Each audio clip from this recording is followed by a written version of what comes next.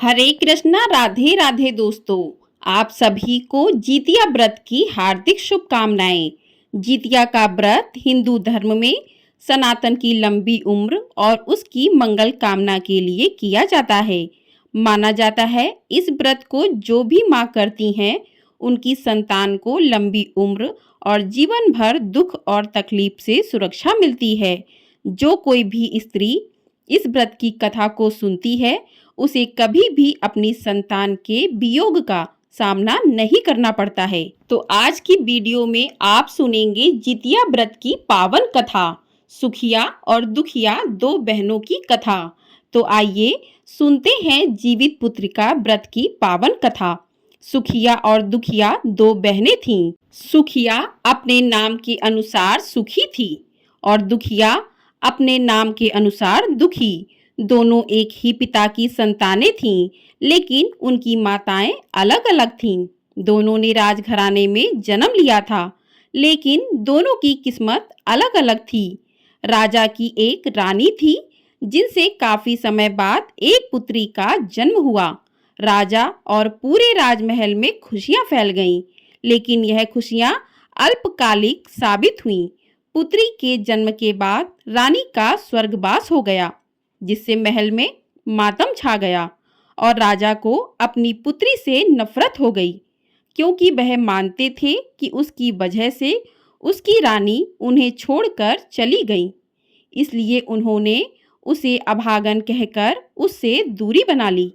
राजा ने कहा कि वह कभी इस लड़की की शक्ल भी नहीं देखेगा। महल के सभी लोग और दास दासियां उस बच्ची के प्रति हमदर्दी दिखाने लगे। उन्होंने उसे दुखिया कहना शुरू कर दिया, क्योंकि वह जन्म से ही दुखी थी। राजा के मंत्रियों ने उन्हें समझाया कि बच्ची का इसमें कोई दोष नहीं है, उसकी माँ चली गई है और राजा ने भी उसे छोड़ दिया है, तो उसका क्या होगा। लेकिन राजा ने किसी की नहीं सुनी। दुखिया को दासियों के हवाले छोड़ दिया और खुद दूसरी शादी कर ली। दूसरी रानी महल में आई और समय धीरे धीरे बीतता गया। दूसरी रानी भी गर्भवती हो गई। उसने एक लड़की को जन्म दिया। महल में खुशियां मनाई गईं। राजा भी बहुत खुश थे। उस लड़की का नाम सुखिया रखा गया, क्योंकि उसके आने से महल में बहुत सी खुशियां आ गई थीं। राजा और रानी दोनों ही बहुत खुश थे। जब रानी की अपनी बेटी हो गई तो वह दुखिया से और भी नफरत करने लग गई। राजा भी उसे अर्थात दुखिया को देखना पसंद भी नहीं करते थे। बिना माँ की बच्ची राजा और रानी की उपेक्षा का शिकार बन गई थी। धीरे धीरे दोनों बच्चे बड़े हो रहे थे। सुखिया भी दुखिया को पसंद नहीं करती थी। सुखिया हमेशा अच्छा खाना खाती, अच्छे कपड़े पहनती और एक राजकुमारी की तरह जिंदगी जीती थी। दूसरी ओर दुखिया बेचारी जो भी मिलता वही खा लेती और सौतेली माँ की डांट सुनती थी। कितना भी अच्छा कर ले, फिर भी उसे केवल ताने ही मिलते कि जन्म लेते ही अपनी माँ को खा गई। धीरे धीरे सुखिया और दुखिया दोनों बहनें बड़ी हो गईं और विवाह के योग्य हो गईं। अब राजा के सलाहकारों ने दुखिया के विवाह की बात की, तो राजा ने कहा, हाँ, विवाह तो मुझे करना है। वैसे भी उस अभागन को इस राज्य से बाहर भेजना है। वह मेरे राज्य पर बोझ है। राजा ने कभी भी अपनी बड़ी पुत्री को प्यार के बोल नहीं बोले थे। अब राजा ने रानी से विचार विमर्श किया कि दुखिया का विवाह करना है। तो रानी ने कहा, देखिए महाराज, दुखिया और सुखिया में 2 साल का अंतर है। दोनों विवाह के योग्य हो गई हैं, लेकिन हमारी सुखिया का भी विवाह करना है।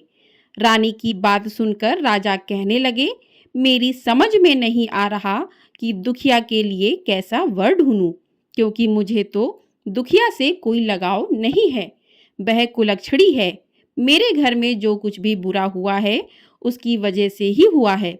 उसने जन्म लेते ही अपनी माँ को खा लिया। जो रानी मुझे जान से प्यारी थी वह मुझे छोड़कर चली गई। अगर दुखिया किसी दूसरे घर भी जाएगी तो वहाँ भी उसका बुरा साया पड़ेगा और उनके साथ भी कुछ बुरा हो सकता है। मैंने तो आज तक दुखिया का चेहरा नहीं देखा और कभी देखूंगा भी नहीं, लेकिन विवाह तो मुझे करना ही पड़ेगा। यहाँ से तो उसे विदा करना ही पड़ेगा। तभी सौतेली माँ कहने लगी, महाराज, दुखिया की शादी किसी गरीब मजदूर के यहाँ कर दीजिए।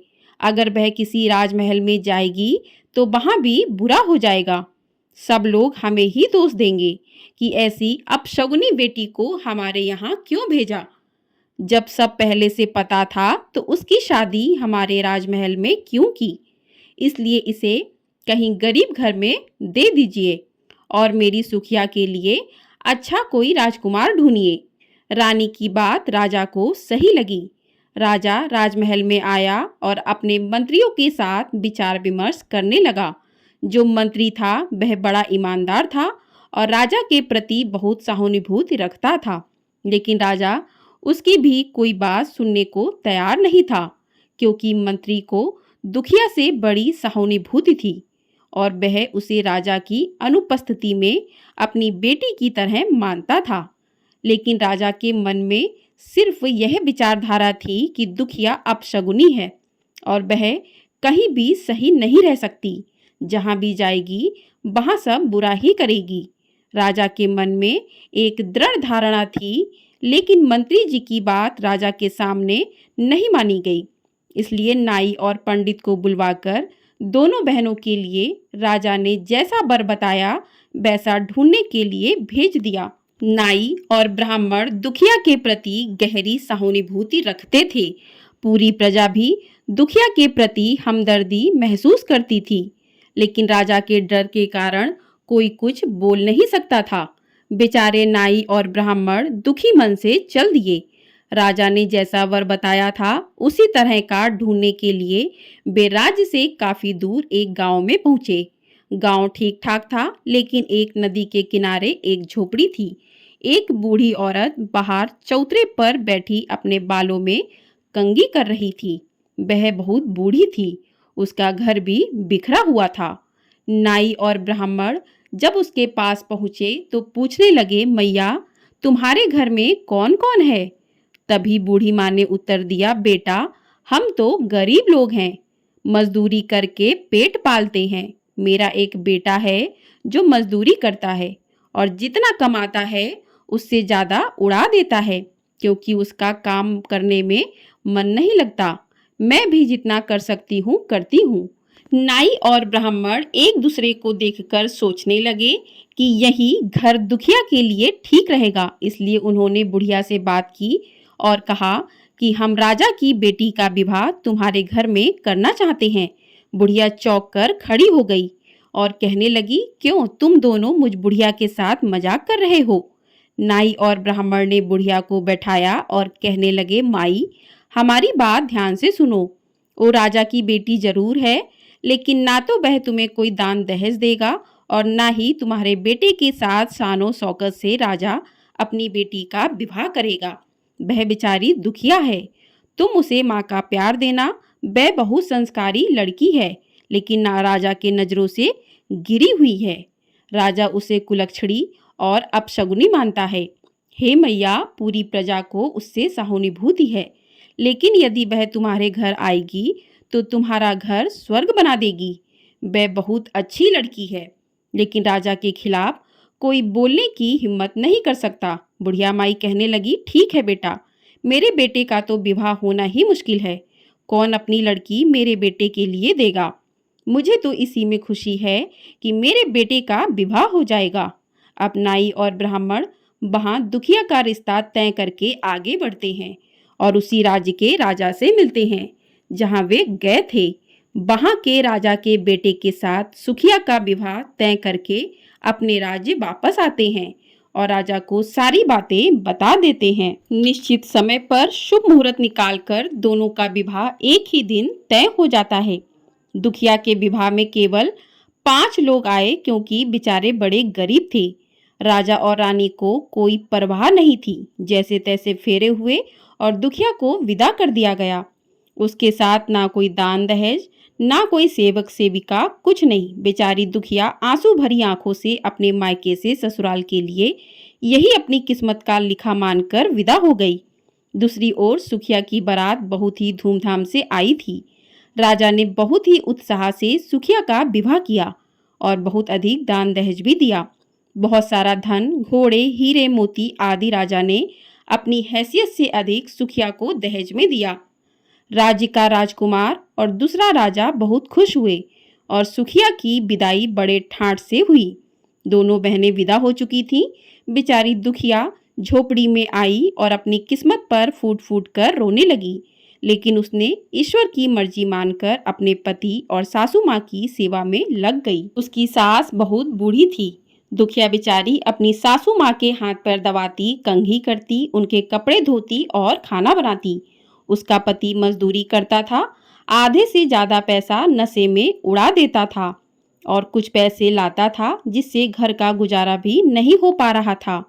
दुखिया ने अपनी सासू माँ से कहा, माँ जी, अगर मैं कुछ काम करूंगी तो हमारे हालात कुछ ठीक हो जाएंगे।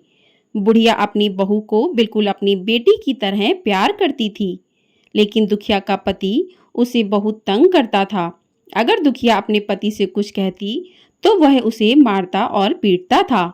समय धीरे धीरे बीत रहा था और अब दुखिया गर्भवती थी।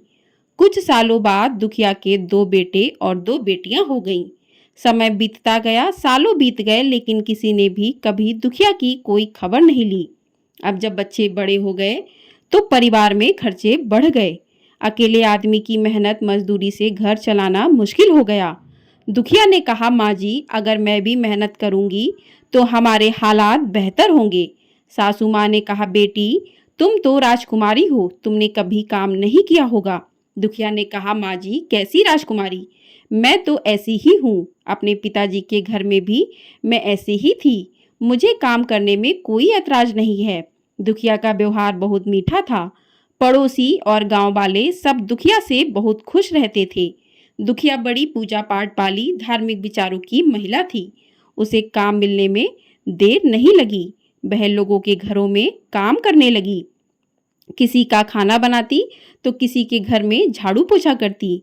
इस तरह दुखिया को अनाज, कहीं तो कहीं भोजन और कहीं कुछ पैसे मिल जाते थे। अब दुखिया का गुजारा सही से होने लगा, जबकि उसके पति में कोई सुधार नहीं आ रहा था। दुखिया अपने पति को समझाने की कोशिश करती, लेकिन वह उल्टा उससे गाली गलौज करता और मारता पीटता।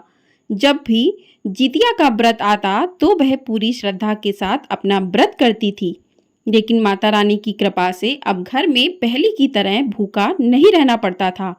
सबके पेट भर जाते थे। इतना उसके घर पर जितिया माता की कृपा थी, क्योंकि वह मेहनती थी और मेहनत करके गुजारा करती थी। दूसरी ओर सुखिया के घर में नौकर चाकर की कोई कमी नहीं थी। सुखिया राजकुमारी थी और राजमहल में राजा के घर से विदा होकर राजा की बहू बनी थी। वह राजा की बेटी और राजकुमार की पत्नी अर्थात होने वाली रानी थी। एक दिन सुखिया को अपनी बहन दुखिया की याद आई। वह सोचने लगी कि बहुत समय बीत गया, जाकर देखना चाहिए कि आखिर महारानी के रंग ढंग कैसे हैं। वह शायद बहुत दुखी होगी, क्योंकि उसके पास है ही क्या, एक बार जाकर देखना चाहिए। सुखिया ने सोचा, अगर दुखिया कहेगी तो उसे अपने पास नौकरानी बनाकर रख लूंगी और वह मेरा काम करेगी, जिससे मुझे तसल्ली होगी कि कम से कम यहाँ भी मेरी सेवा हो रही है। सुखिया को अपने राजसी जीवन पर बड़ा गर्व था। सुखिया दुखिया के घर गई। दुखिया ने अपनी बहन को देखा तो बहुत खुश हुई। उसने सुखिया का बड़े आदर सत्कार से स्वागत किया और उसे बैठने के लिए पीड़ा दिया। सुखिया ने देखा कि दुखिया की झोपड़ी में बहुत गरीबी थी और उसके बच्चे इधर उधर खेल रहे थे। किसी के तन पर फटे कपड़े थे तो किसी के बिना फटे। फिर भी दुखिया खुश थी और उसकी सासू माँ भी दुखिया के गुण गा रही थी। यह देखकर सुखिया को बड़ा गुस्सा आया कि दुखिया की सासू माँ उसकी तारीफ कर रही हैं। फिर सुखिया ने दुखिया से कहा, बहन, तू घरों में जाकर काम करती है, क्या लेती होगी? इससे अच्छा तू मेरे साथ चल और मेरे राजमहल में काम कर। जितना तुझे यहाँ मिलता है मैं तुझे उससे ज़्यादा मजदूरी दूंगी। यहाँ घर घर जाकर कितना काम करना पड़ता है तुझे। दुखिया ने जवाब दिया, बहन सुखिया, मुझे काम करने में कोई आपत्ति नहीं है। मैं यहाँ भी काम करती हूँ तो आपके यहाँ भी कर दूंगी। वहाँ काम करके मुझे खुशी मिलेगी कि चलो मेरी बहन का काम हो गया। बातचीत समाप्त करके सुखिया अपने राजमहल लौट गई और अगले दिन से दुखिया सुखिया के घर जाने लगी। सुखिया दुखिया से बहुत ज़्यादा काम करवाती थी क्योंकि दुखिया को परेशान करने में सुखिया को बड़ा मज़ा आता था। सुखिया को जो भी बासी खाना मिलता उसे वह दुखिया को दे देती और दुखिया उसे खुशी खुशी ले लेती। राजमहल में तरह तरह के व्यंजन बनते थे और कभी कभी बच्चों के लिए भी अच्छे पकवान मिल जाते थे। इस वजह से दुखिया और उसके बच्चे खुश रहते थे कि अब कुछ नया खाने को मिलेगा। जितिया का व्रत आया, बच्चे कहने लगे, माँ आज तो आप मौसी के यहाँ जाओगी, नए नए पकवान मिलेंगे, हमारे लिए भी कुछ लेकर आना। दुखिया ने कहा ठीक है बच्चों, ले आऊंगी। दुखिया सुखिया के पास गई और कहने लगी, बहन आज नहाए खाए है और जितिया का व्रत आ रहा है, तो मुझे भी कुछ पकवान दे देना, बच्चे बहुत उम्मीद से बैठे हैं। सुखिया ने कहा, अरे दुखिया कैसी बातें कर रही हो, काम कर, आज कुछ नहीं बनेगा। ऐसा कहकर उसे डांट दिया। बेचारी दुखिया रोती हुई अपने घर लौट आई। आज उसे बासी खाना भी नहीं मिला।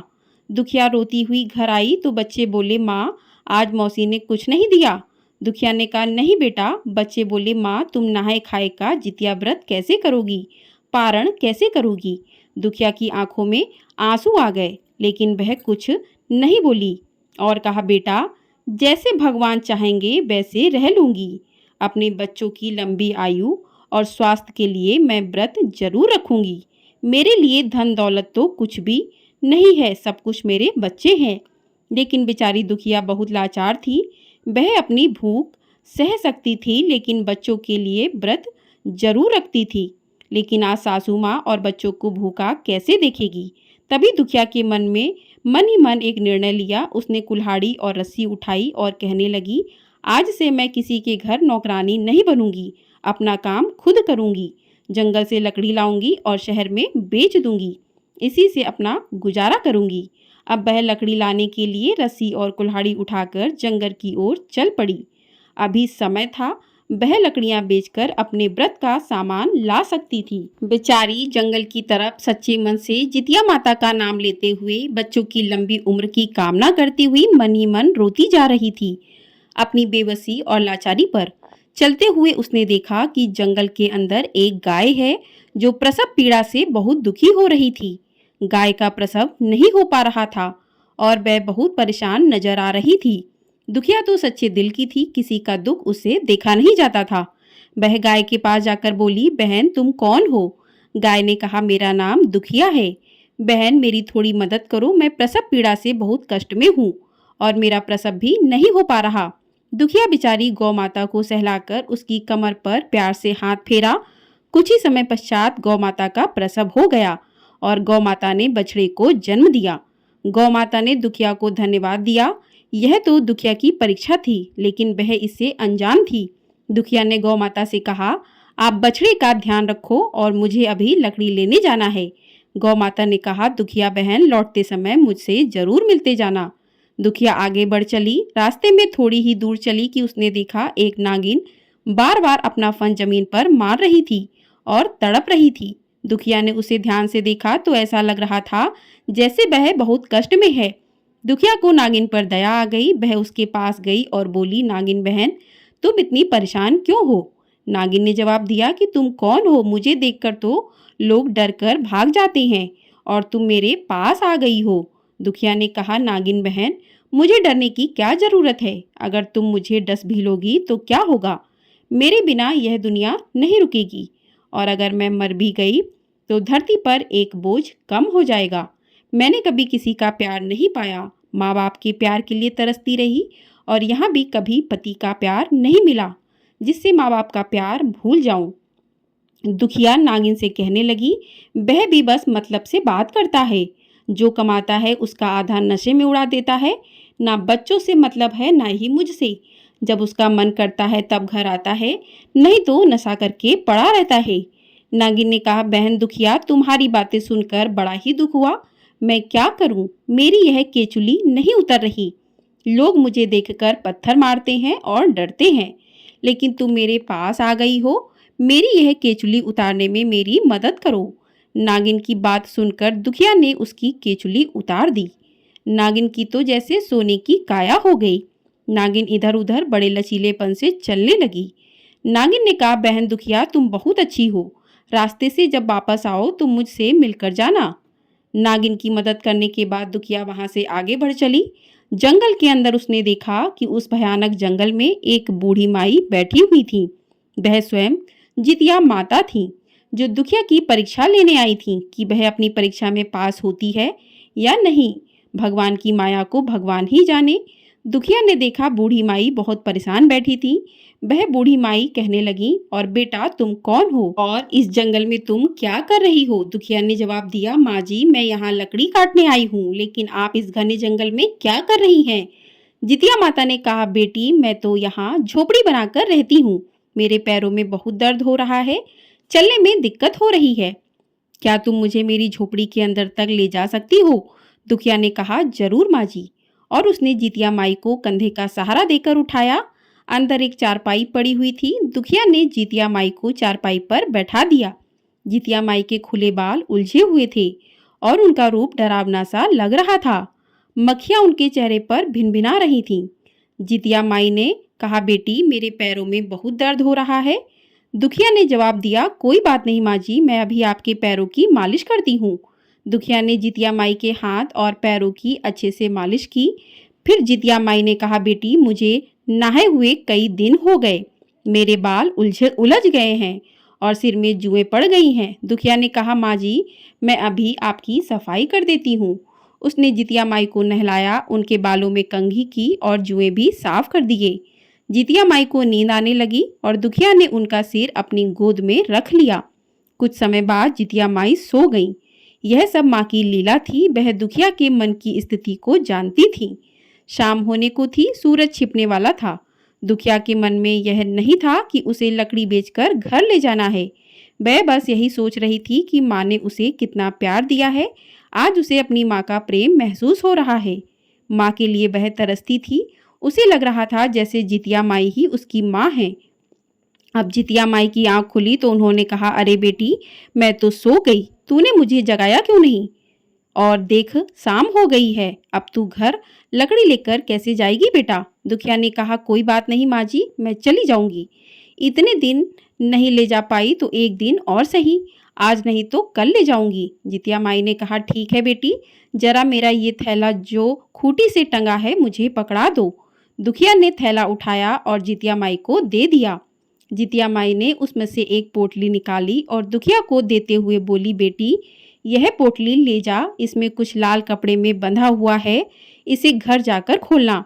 दुखिया बहुत खुश हुई। वह सोचने लगी कि आज उसने कुछ कमाया तो नहीं तो क्या हुआ, कम से कम किसी की मदद तो की। यह सोचकर वह मन ही मन में बहुत खुशी हो रही थी। दुखिया पोटली लेकर आगे बढ़ी तो उसे रास्ते में वही नागिन मिली। नागिन ने कहा, अरे दुखिया बहन जरा रुको तो सही, मैंने तुमसे कहा था कि मुझसे मिलकर जाना और तुम चुपचाप चली जा रही हो। दुखिया ने कहा, नहीं बहन बताइए, घर जाने के लिए थोड़ी देर हो रही थी तो सोचा जल्दी जल्दी निकल जाऊं। नागिन ने कहा, बहन तुमने मुझे 12 वर्ष की केचुली से छुटकारा दिलाया है, मैं तड़प रही थी, ये लो ये मेरी नागमणि, इसे ले जाओ, जिस घर में ये रहेगी वह घर 9 तिथि 12 सिद्ध हो जाएगा। दुखिया बहुत खुश हुई। उसने नाग माता के हाथ जोड़े और वहां से चल दी। थोड़ी दूर ही पहुंची थी कि गौ माता ने आवाज लगाई, अरे ओ दुखिया बहन, कैसे चुपचाप चली जा रही हो? यहाँ जंगल में हम क्या करेंगे, हमें भी तो साथ ले चलो। दुखिया ने कहा, गौ माता आप मेरे साथ चलेंगी? गौ माता ने कहा, हाँ हम चलेंगे। देख अब मेरा दूध तेरे घर के काम आएगा, तेरे बच्चे भूखे नहीं रहेंगे। मेरे दूध को बेचकर तू पैसा कमा सकती है और अपने घर का खर्च चला सकती है, अपने बच्चों को मेरा मीठा दूध पिला सकती है। अब बछड़ा और गाय दुखिया के साथ चलने लगे। दुखिया आगे आगे, पीछे पीछे बड़ी ही सुंदर सी सफेद रंग की गाय और छोटा सा बछड़ा चल रहे थे। उनके गले में बंधी हुई घंटी टन टन बज रही थी। वे बड़े आराम से जा रहे थे। जब दुखिया अपने घर पहुंची तो दुखिया की सास बैठी हुई उसका इंतजार कर रही थी। कहने लगी, अरे बहू दुखिया, आज तो बहुत समय लगा दिया।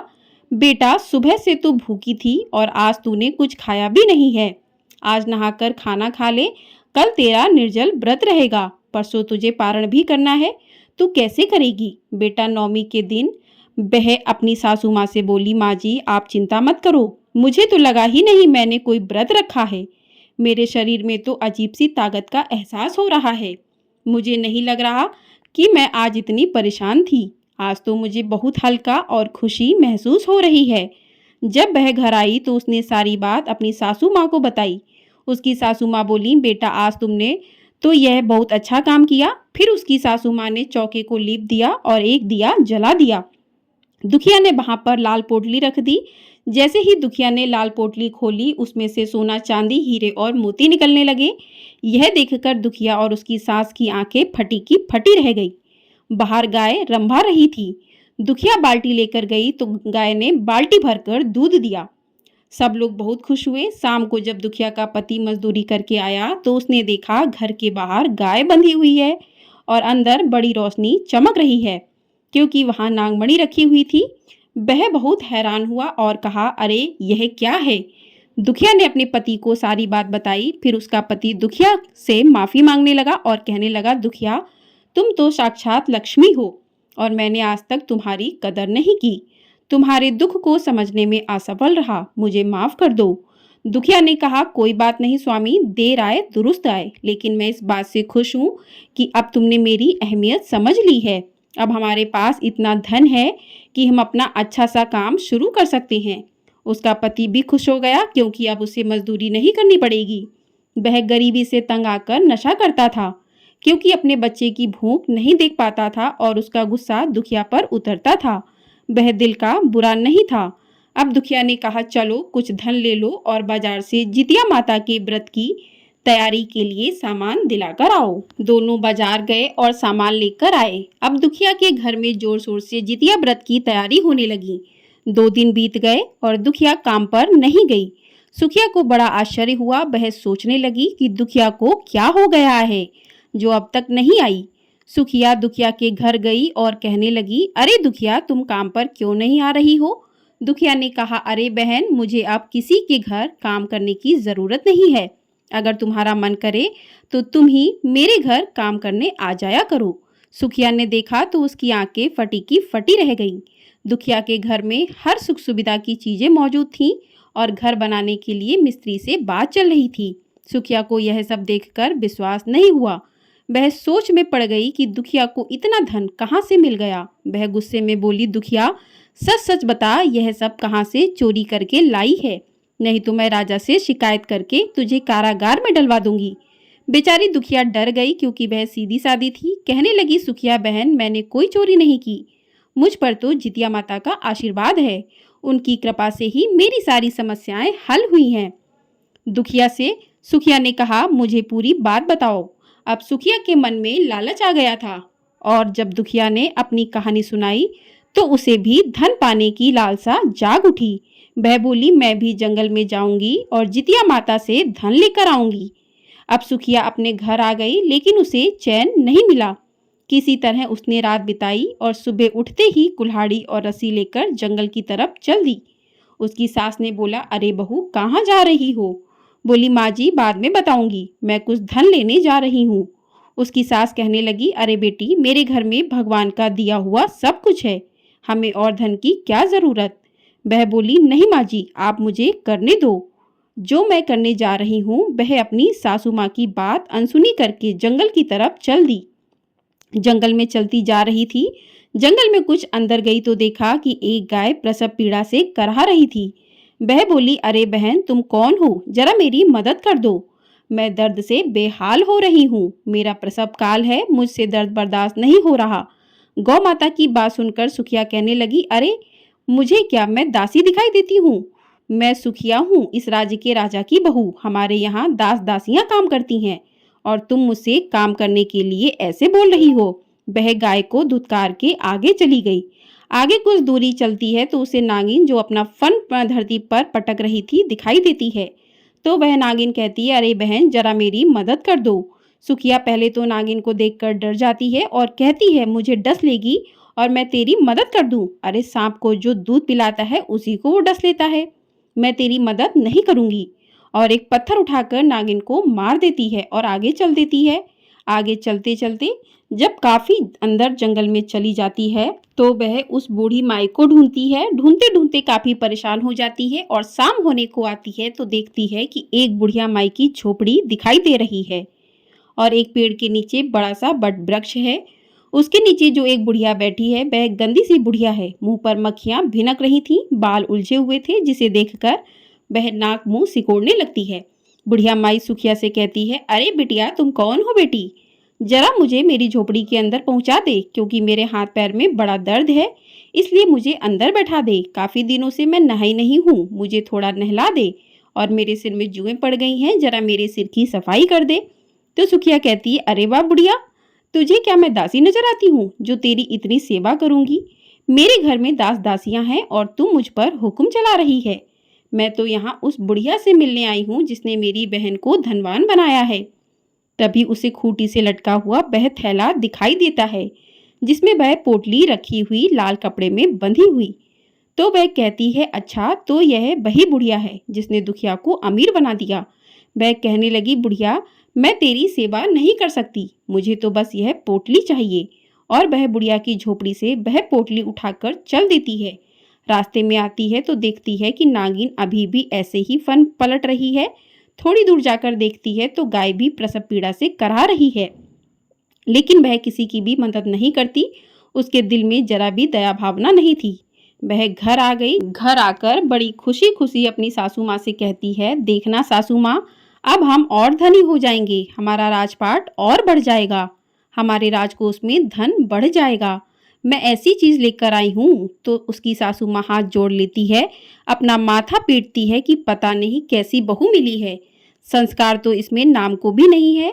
अब वह थोड़ा सा चौक गोबर से दासी से लिपवाती है, क्योंकि खुद तो कुछ करती नहीं है, और दासी से एक दिया जलाने के लिए बोलती है। जब उस पोटली को वहां खोलती है तो क्या देखती है कि वहां ढेर सारे कीड़े मकोड़े भिन भिनाने लगे। गंदगी सी हो गई और तरह तरह के कीड़े चल रहे थे। बड़ी घिनौनी स्थिति हो गई। तभी देखती है कि उसके महल में आग लग गई। यह सब देखकर तो वह घबरा गई। उसकी सासू माँ उसे बड़ी मुश्किल से निकालकर बाहर लाती हैं। उसका सारा राजपाट सब धरा रह गया। सब धन जो भी जमा था सब जलकर खाक हो गया। अब उसकी सासू माँ उसे बहुत ताने सुनाती हैं, कैसी कुलक्षणी आई है मेरे महल में, जब से आई है तब से हमारा राजपाट भी चौपट कर दिया। सबके घर में तो लक्ष्मी आती है जो घर को स्वर्ग बना देती है, एक ये आई है महारानी, हमारा सब कुछ जला के राख कर दिया। सुखिया को अपनी करनी पर थोड़ा भी पछतावा नहीं हो रहा था। उसे तो उल्टा अपनी बहन पर गुस्सा आ रहा था कि उसकी बहन ने उसके साथ छल किया है।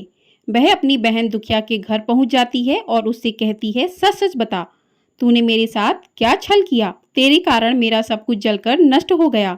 मेरी सासू माँ मुझे ताने दे रही हैं, मेरे घर में भूख से मरने की नौबत आ गई। दुखिया कहती है, बहन मैंने तो सब कुछ तुझे सच सच बताया था, लेकिन तेरे घर में तो सब कुछ था, तू क्यों गई उधर, तुझे तो लालच आ गया ना। लेकिन वह कहती है, नहीं दुखिया, मैं तुझे राजा से दंड दिलवाऊंगी। दुखिया मन ही मन सोचने लगी, मेरे पास तो कोई सबूत नहीं है, और वह रोने लगती है। रोते रोते वह जितिया माता को पुकारती है, कहती है, हे माँ मेरी रक्षा करो। कैसे मैं अपनी बहन को विश्वास दिलाऊं कि मैंने जो कुछ भी बताया सब सच बताया है। दुखिया की करुण पुकार सुनकर जितिया माता वहां प्रकट हो जाती हैं। दुखिया माता को देखते ही उनके चरणों में गिर जाती है। सुखिया को देखकर बुढ़िया बनी जितिया माता कहती हैं, सुखिया तेरे लालच के कारण तेरे साथ बुरा हुआ है, तेरे अंदर दया भावना सेवा भावना कुछ नहीं है। यह बेचारी दुखिया, ये तो ममता की मूरत है, इसके अंदर इतनी दया भावना है, भगवान तो उसी पर प्रसन्न होते हैं जो दिल के सच्चे होते हैं। लेकिन सुखिया तेरे मन में तो कपट है, तू तो दूसरों को देखकर भी खुश नहीं है, इसलिए तुझे सजा मिली है, तुझे तेरी करनी का फल मिला है और दुखिया को उसके पूजा का फल मिला है। यह देखकर अब दुखिया जैसे रो रही थी तो सुखिया भी माता के चरणों में गिर पड़ती है। उसे अपनी करनी पर अब पछतावा होने लगता है। वह माता से क्षमा याचना करने लगती है और कहती है, माता मुझे माफ कर दो, मुझसे बहुत बड़ी गलती हो गई। तब माता से दुखिया कहती है, माता मेरी बहन को माफ कर दो। तो माता रानी सुखिया से कहती हैं, देखो तू दुखिया का कितना बुरा चाहती थी, लेकिन दुखिया अभी भी तेरा सुख चाहती है। माता उसे भी सौभाग्य और बेटे का आशीर्वाद देती हैं और कहती हैं, तेरा राजपाट पहले जैसा हो जाए और दोनों बहनों को सुखी रहने का आशीर्वाद देकर वहां से जितिया माता अंतर्ध्यान हो जाती हैं। सुखिया को सबक सिखाने के लिए यह सब जितिया माता की लीला थी। अब उसका राजपाट पहले जैसा हो गया। अब सुखिया में बदलाव आ गया। अब वह अपनी बहन दुखिया के साथ अच्छे से बात करती थी, घमंड नहीं दिखाती थी और उसके साथ पूजा पाठ करने लगी। जितिया माता की कथा सुनती और हर साल दोनों बहनें मिलकर पूजा पाठ करती थी। अब दोनों बहनें अमीर थीं, किसी के घर में कोई कमी नहीं थी और दोनों बहनों में प्रेम हो गया तथा दोनों प्यार से रहने लगीं। अब उन्हें किसी चीज की कोई कमी नहीं थी।